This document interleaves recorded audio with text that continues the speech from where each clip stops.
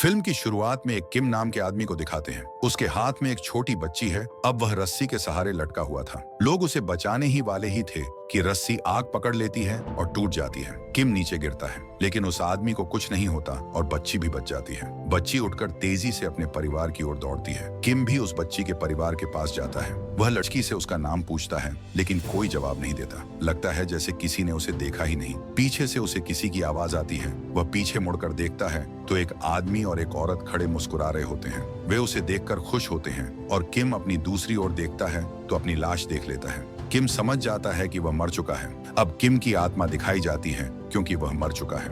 वह आदमी और औरत किम के पास आते हैं और बताते हैं कि तुम पैरागोन हो, तुम्हारी आत्मा पैरागोन है और ऐसी आत्माएं बहुत कम मिलती हैं। पैरागोन का मतलब है कि उसकी आत्मा अच्छी है और उसने कभी कोई बुरा काम नहीं किया। वह औरत किम से कहती है कि उसे 7 ट्रायल से गुजरना होगा और तुम्हें यह काम 49 दिनों में करना होगा। अगर तुम ट्रायल में पास हो जाते हो तो तुम्हें नया शरीर मिलेगा, मतलब तुम इस दुनिया में दोबारा लौट सकते हो। वह औरत यह भी बताती है कि हम एंजल हैं और उसका नाम एंजल सी है, दूसरे का नाम एंजल बी। 3 एंजल हैं। 2 इंसानों की आत्मा को दुनिया से ले जाते हैं और एक दफन या जलाने की जगह पर जाता है। मतलब गार्डियन एंजल्स के नाम ए, बी और सी थे। किम अपनी मौत से उदास था। वह अपनी माँ से मिलना चाहता था, लेकिन वे कहते हैं कि वह इस धरती पर नहीं जा सकता। तभी आसमान में एक पोर्टल खुलता है जो दूसरे संसार का दरवाजा था। वह किम की आत्मा को ले जाता है और अगले सीन में दिखता है कि किम दूसरे संसार पहुंच गया है।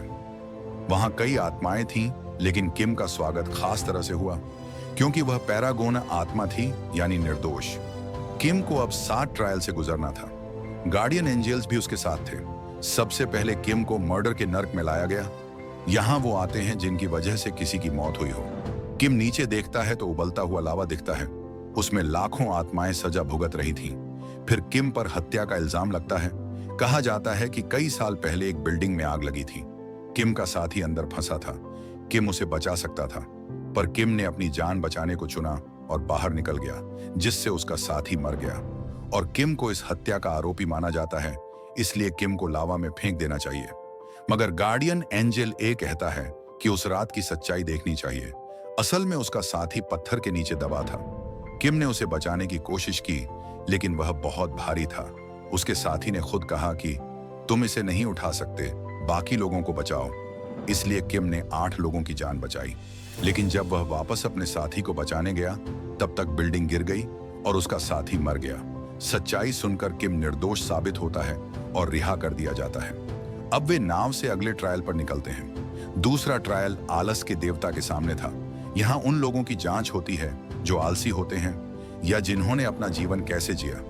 किम पूछता है कि एंजल उसकी मदद क्यों कर रहे हैं। एंजल सी बताती है कि राजा यमराज ने वादा किया है कि अगर वे 19 आत्माओं को पृथ्वी पर वापस भेज देंगे तो वे भी वापस जा सकेंगे।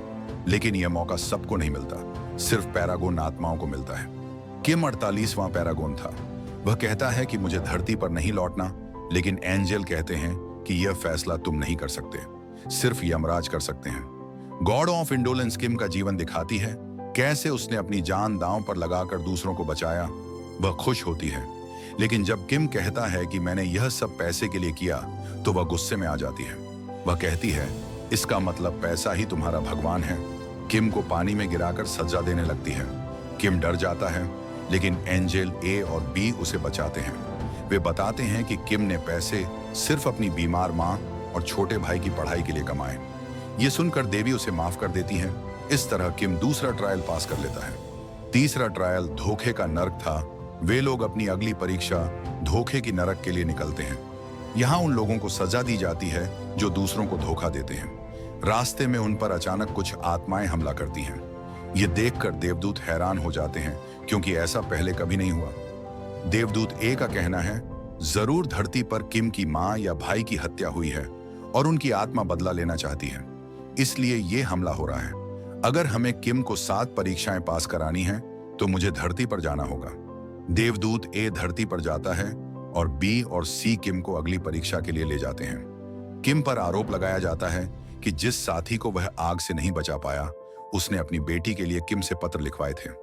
किम ने उसकी बेटी को यह नहीं बताया कि उसका पिता मर चुका है। जब लड़की बड़ी हुई तो उसे यह सच्चाई पता चली और वह टूट गई। किम से पूछा जाता है कि तुमने झूठ क्यों बोला। किम कोई जवाब नहीं देता। तभी पेड़ की शाखाएं आकर उसकी जीभ काटने लगती हैं। देवदूत सी आगे बढ़ता है और कहता है, हाँ, किम ने झूठ बोला, लेकिन उसने अपने लिए नहीं, दूसरों की खुशी के लिए किया। छोटी बच्ची को यह पता चल जाता कि उसका पिता मर गया है तो उसका जीवन बर्बाद हो जाता, पढ़ाई छूट जाती, वह टूट जाती। लेकिन किम के पत्रों से उसे उम्मीद और हिम्मत मिली। इसी तरह किम ने अपनी बीमार मां को भी पत्रों के जरिए सहारा दिया। उसकी झूठी बातें भी दूसरों की जिंदगी बचाने के लिए थीं। यह सुनकर किम निर्दोष साबित होता है। धरती पर देवदूत ए किम के छोटे भाई रिम की मौत की जांच करता है। उसे पता चलता है कि रिम अपने दोस्त के साथ था। गलती से दोस्त से गोली चल गई और रिम घायल हो गया। दोस्त अपने सीनियर को बुलाने भागा, लेकिन सीनियर के आने से पहले ही रिम मर गया।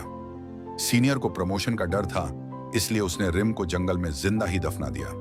बाद में फौज घर जाकर मां से कहती है कि तुम्हारा बेटा अपनी ड्यूटी से भाग गया। देवदूत ए रिम की आत्मा को पकड़ लेता है, लेकिन रिम गुस्से में कहता है, मेरा कोई भाई नहीं, जिसने हमें छोड़ा मैं उसे नहीं मानता। मुझे अपने हथियारों से बदला लेना है। मुझे जिंदा ही दफना दिया गया था। ए उसे समझाता है और उसका दोस्त जिसने गोली चलाई थी अपनी गलती मानकर रिम की मां को नक्शा देता है जहां उसकी लाश दफन है। वह अपराध बोध में आत्महत्या करने जाता है, लेकिन रिम देवदूत से कहता है, मेरे दोस्त को बचाओ। 3 परीक्षाएं पास कर ली हैं। चौथी और 5वीं परीक्षा अन्याय और गद्दारी की नरक की थी, लेकिन किम ने कभी ऐसा कुछ नहीं किया, इसलिए उसे छूट मिल जाती है। अब 6ठी परीक्षा हिंसा की नरक में होती है। वहां किम पर आरोप है कि उसने अपने छोटे भाई को एक बार बहुत मारा था। रिम बीमार था और किम ने उसे पीट दिया। किम के पास कोई जवाब नहीं। देवदूत भी चुप रहते हैं। उसे सजा दी जाती है। देवदूत ए कहता है, किम का फैसला अंतिम कर दो। देवता चौंक जाते हैं, क्योंकि अगर किम दोषी निकला तो ए, बी और सी तीनों देवदूत भी दंडित होंगे। फिर 7वीं और आखिरी परीक्षा आती है। यह परीक्षा अपनी मां को मारने के प्रयास की है। किम स्वीकार करता है, हाँ, 15 साल पहले मैं मां को तकलीफ में नहीं देख पा रहा था। हमारे पास इलाज के पैसे नहीं थे। मैं मां को मारकर भाई और खुद को भी मारना चाहता था, ताकि हम सबका दर्द खत्म हो जाए। मैंने तकिए से मां को दबाना चाहा, लेकिन मेरा भाई रिम आ गया और उसने मुझे रोका। तब मैंने गुस्से में उसे पीटा। उसी दिन मैं घर छोड़कर चला गया।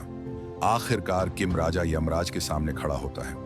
वहां उसके सारे पाप गिने जाते हैं। यमराज कहता है, तुमने मां को मारने की कोशिश की थी। किम कहता है, मैं दोषी हूं, मुझे दंड दो। तभी एक विशाल चित्र में किम की मां दिखाई देती है। वहां उसका सपना दिखता है जहां किम अपनी मां से मिलता है। किम मां को सब बता देता है। मां कहती है, मैं तुमसे नाराज नहीं हूं, मैंने तुम्हें पहले ही माफ कर दिया है। यमराज कहता है, अगर इंसान को धरती पर माफ कर दिया गया है तो परलोक में उसे दंड नहीं दिया जाएगा। मां और भाई दोनों ने किम को माफ कर दिया था। इस तरह किम अपनी 6ठी और 7वीं परीक्षा पास कर लेता है। यमराज कहता है, अब तुम धरती पर वापस जा सकते हो। किम देवदूतों का शुक्रिया करता है। उधर रिम की आत्मा भी शुद्ध हो चुकी है और उसे भी पैरागॉन आत्मा का कार्ड मिलता है। अब यह 49वीं आत्मा भी परीक्षाओं से गुजर चुकी है। देवदूतों को वादा था कि जब 49 आत्माएं परीक्षाएं पास कर लेंगी तो वे भी दोबारा जन्म लेंगे। अंतिम दृश्य में दिखाया जाता है कि देवदूत किम को परलोक में ले जाते हैं और खुद भी पुनर्जन्म की ओर बढ़ते हैं। अगर आपको यह वीडियो पसंद आई हो तो इसे लाइक करें, शेयर करें और चैनल को सब्सक्राइब करना न भूलें।